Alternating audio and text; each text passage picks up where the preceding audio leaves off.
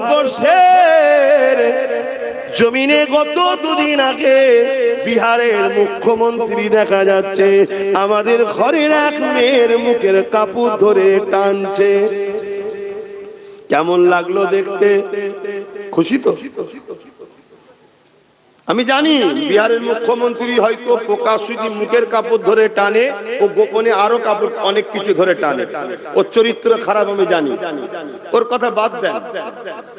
কিন্তু আপনাদের জিজ্ঞেস করছি যে আপনাদের কেমন লাগলো দেখতে? ভালো লেগেছে তো? বলেন বলেন। কেন? ও জানে যে যার মুখের কাপড় ধরে টানছি এ জাতির পুরুষরা সে ঈমান আর নেই যে ঈমান মুহাম্মদ বিন কাসেমের ছিল। একটা 18 বছরের যুবক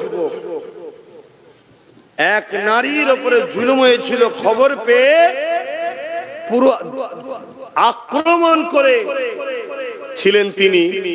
তাহলে আজকে সেই জায়গায় আমরা এত মুসলমান থাকার পরও আজকে কোথায় যাচ্ছে? বলো ভাবো ভাবো। কে মাথা ঢাকবে, কে মুখ ঢাকবে, কে বুক ঢাকবে, কে আরো কিছু থাকবে, সেটা তার স্বাধীনতা। কেউ যদি প্রকাশ্য মুখ খুলতে পারে তার চরিত্রে আরো গোপনে অনেক কিছুই খুলতে পারে, এটা ভাবাটা স্বাভাবিক, তাই তো নাকি? কিন্তু সব কথা যাক, আমি আপনাকে প্রশ্ন করছি, এই অসভ্যতা এত মাথায় উঠলো কি করে? এতে কি আমাদের দোষ আছে? না, শুধু বাংলাতে তো বলছি না, টোটাল মুসলিম সমাজকে বলছি, আমাদের দোষ আছে না? না, এখনো শুধরান, এখনো সময় আছে। লাভ লসের রঙ্ক করে করে করে করে করে করে করে করেই তো জিন্দেগি শেষ করে দিলেন। অঙ্ক সব বন্ধ করুন, একটাই কথা, যে আমার নয় আমি তার নয়, এই অঙ্ক করতে শিখুন। সবার ঘর গুছিয়ে নিচ্ছে আর তুমি শুধু সবার ঘরের কাজ করে বেড়াচ্ছ। সবাই সবার ঘর গুছিয়ে নিচ্ছে আর তুমি শুধু পরের ঘরে ঝাঁট দিয়ে বেড়াচ্ছ। তোমার ঘরটালে কখন তুমি ভাববে? আমি বলবো না অন্যদের মতো জোর ঘর ভাঙো, ওর মেয়েটিকে তুলে নিয়ে আসো, যেমন বলছে, দেখছেন তো নাকি প্রকাশ্য মিডিয়াতে বলছে মুসলমানদের 10টা মেয়েকে তুলে নিয়ে আসতে পারলেই চাকরি পাবে।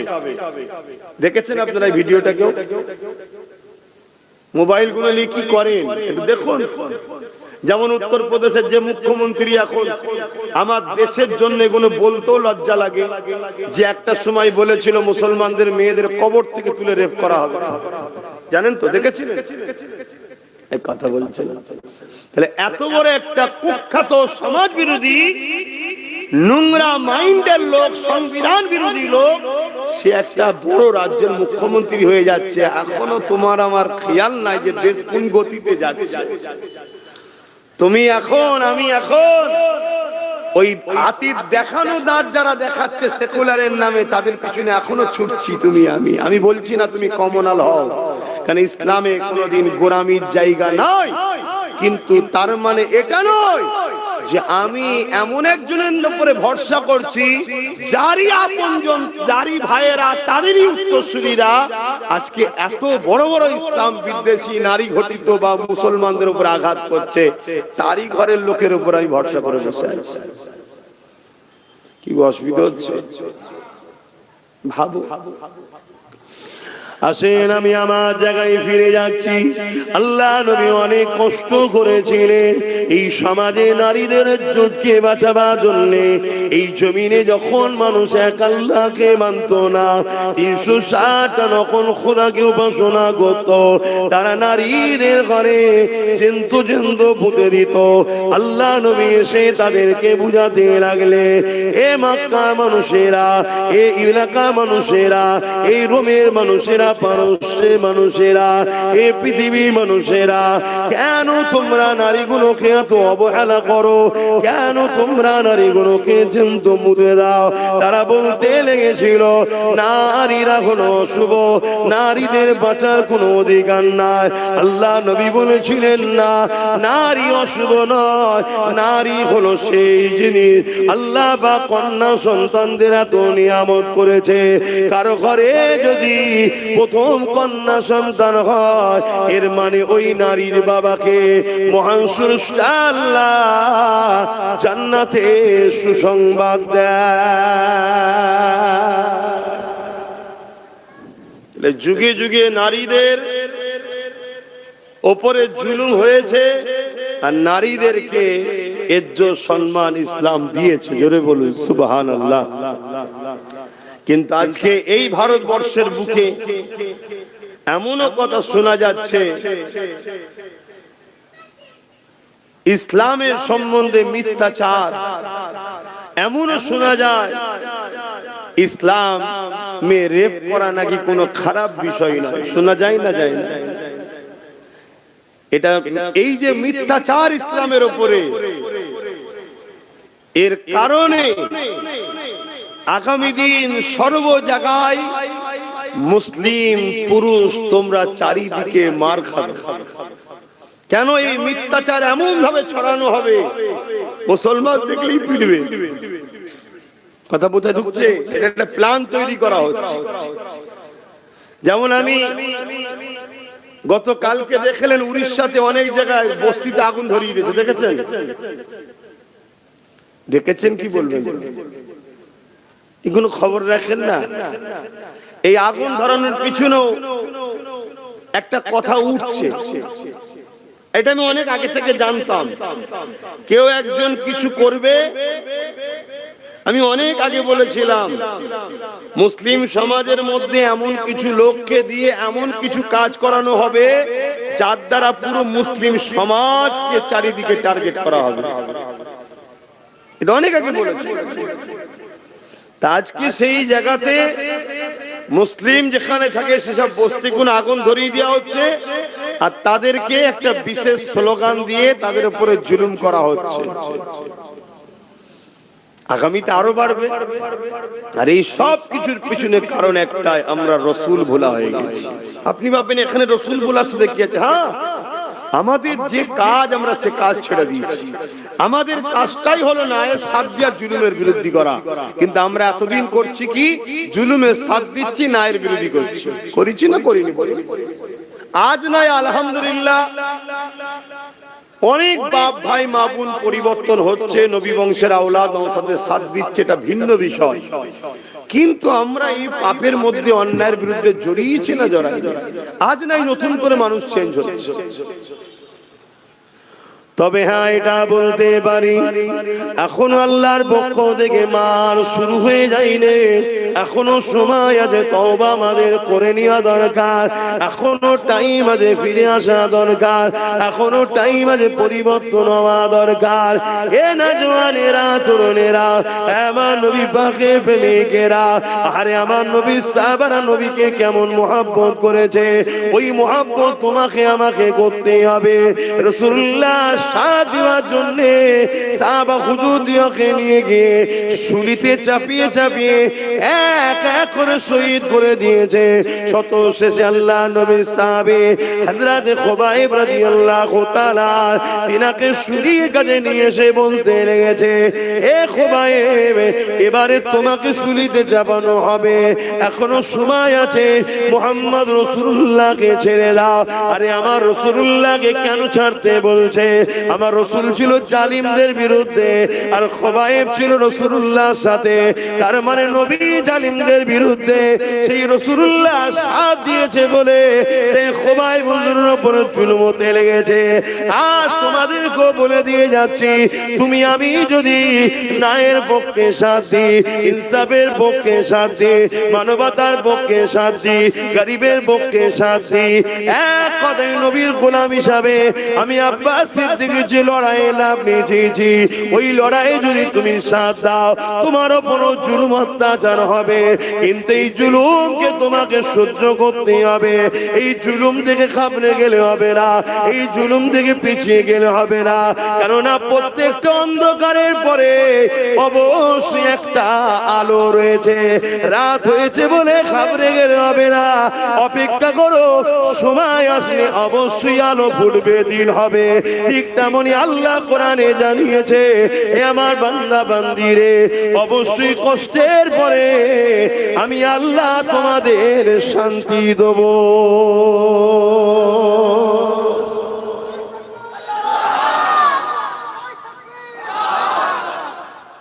তার জন্য তো মজবুত হয়ে দাঁড়াতে হবে, ঘাবড়ে গেলে হবে?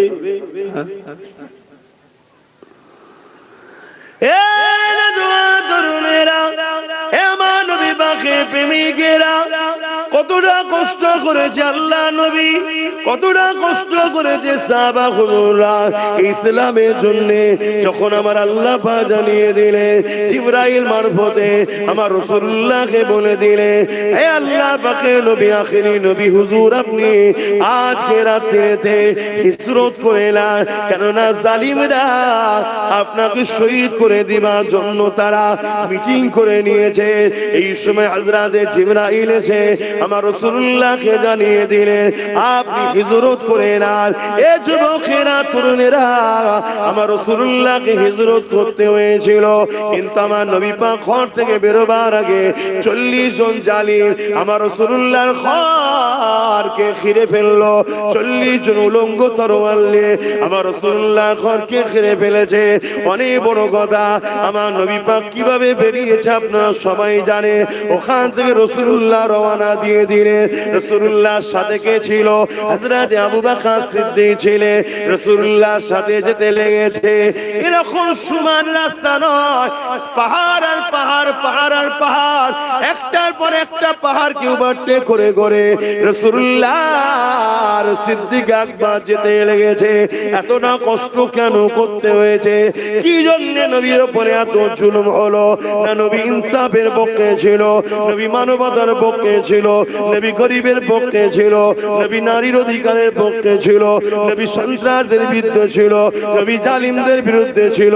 নবী এমন করে এই জমিনের উপরে সভ্যতা, ইনসাফ, ইনসানিয়াত প্রতিষ্ঠিত করতে চেয়েছিল।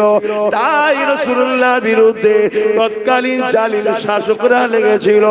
এ যুবকেরা, তরুণেরা, একটা সময় দেখা যায় আল্লাহ নবীর নূরের কদম থেকে রক্ত বেরোতে লেগেছে, পাথরের কোনার আঘাত লেগে। সিদ্দিক আকবর তখন বলতে লাগলে, ইয়া রাসূলুল্লাহ, হাবিবাল্লাহ, আপনি আমার পিঠ মুবারকে উঠুন, আমি আবু বকর আপনাকে পিঠে করে নিয়ে মদিনা ইয়াসরিবে পৌঁছে দেব। কোন জায়গায় বলছে?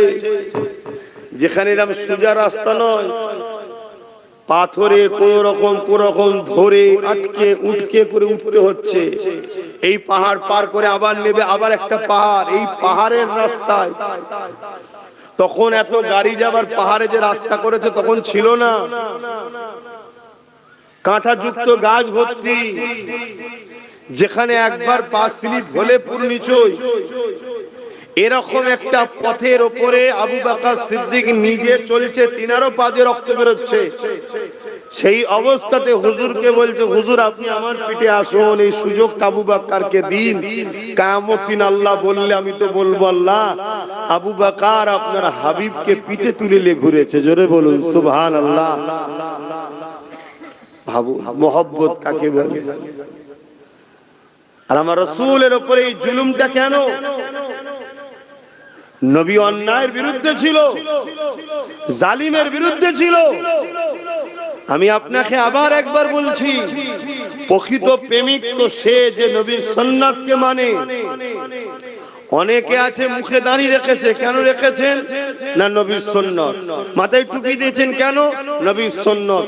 ভালো কথা, ভালো কথা। যেমন আমাদেরকে বলা হয় যে ফরজ ছেড়ে দিয়ে সুন্নত ওয়াজিব এই নফল নিয়ে টানাটানি করছো, বলে না বলে না কেন? নফলটাও ভালো কাজ, কিন্তু ফরজ। তাদের হৃদয়ে আছে আল্লাহর ভয়, তারা কখনো নবী ভুলে যায় না। আল্লাহর প্রেম ছাড়া এই দুনিয়া কারো কাছে কোনো কিছু চাই না। যাদের হৃদয়ে আছে আল্লাহর ভয়, তারা কখনো নবী ভুলে যায় না। আল্লাহ প্রেম ছাড়া এই দুনিয়া কারো কাছে কোনো কিছু চাই না। রাতের আঁধারে যার সিজদাতে রয়, দু চোখের আঁসুতে নদী যেন বয়। রাতের আঁধারে যার সিজদাতে রয়, দু চোখের আঁসুতে নদী যেন বয়। চলো না চালি যত আসো, চলো না চালি যত আসো, পিছনে ফিরো তাকায় না। যাদের হৃদয়ে আছে আল্লাহর ভয়, তারা কখনো নবী ভুলে যায় না। আল্লাহ প্রেম ছাড়া এই দুনিয়া কারো কাছে কোনো কিছু চাই না। দিন কায়েমের পথে যারা অবিচল, তারা হলো আল্লাহর প্রিয়জন। দিন কায়েমের পথে যারা অবিচল, তারা হলো আল্লাহর প্রিয়জন। বাতিলের কাছে যারা হার মানে না, বাতিলের কাছে যারা হার মানে না, সংগ্রাম করে যায় অমরণ। যাদের হৃদয়ে আছে আল্লাহর ভয়, তারা কখনো নবী ভুলে যায় না। আল্লাহ প্রেমে ছাড়া এই দুনিয়া কারো কাছে কোনো কিছু চাই না। রাতে আঁধারে যার সিজদাতে রয়, দু চোখের আঁসুতে নদী যেন বয়। রাতের আঁধারে যার সিজদাতে রয়, দু চোখের আঁসুতে নদী যেন বয়। চলো না চালি যত আসো, চলো না চালি যত আসো, পিছনে ফিরো তাকায় না। যাদের হৃদয়ে আছে আল্লাহর ভয়, তারা কখনো নবী ভুলে যায় না। আল্লাহুম্মা সাল্লি আলা।